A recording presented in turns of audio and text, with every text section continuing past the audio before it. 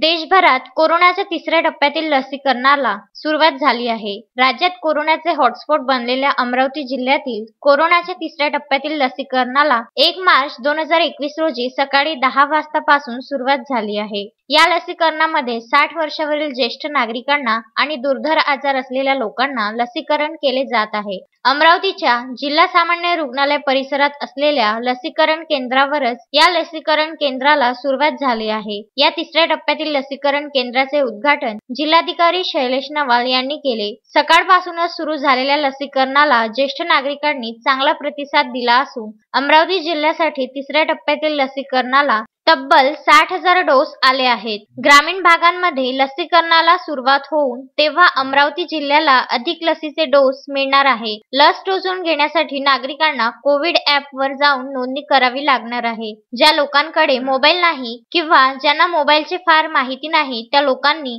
Toll free नंबरवर phone करून लसीकरणाची नोंदणी करावी लागणार आहे. त्यानंतर लसीकरण केंद्रावर आधार कार्ड घेऊन आपले लसीकरण करावे लागणार आहे. ज्या लोकांनी तिसऱ्या टप्प्यातील लसीकरण घेतले आहे त्या लोकांना दुसरा डोस येथून 28 दिवसांनी घ्यावा लागणार असल्याची माहिती आरोग्य विभागाच्या अधिकाऱ्यांनी दिली आहे. या ठिकाणी आज आम्ही तिसऱ्या टप्प्याचं लसीकरण सुरू केलेलं आहे. या आमच्या जिल्हा रुग्णालयाचं जे बूथ आहे त्या ठिकाणी याला सुरुवात पण झालेली आहे. माननीय जिल्हाधिकारी यांच्या उपस्थितीत याचं उद्घाटन पण झालं. आनंद याचा आहे की बरीचशी ज्येष्ठ नागरिक उत्साहाने या ठिकाणी येत आहेत. 60 वर्षाच्या वरील सर्व आणि 45 ते 59 वर्ष वयोगटातील ज्यांना काही आजार आहेत, हार्ट अटॅकचा आजार असेल, डायबिटीजचा असेल, कॅन्सर असेल, या सगळ्यांना ही लस आपण देणार आहोत.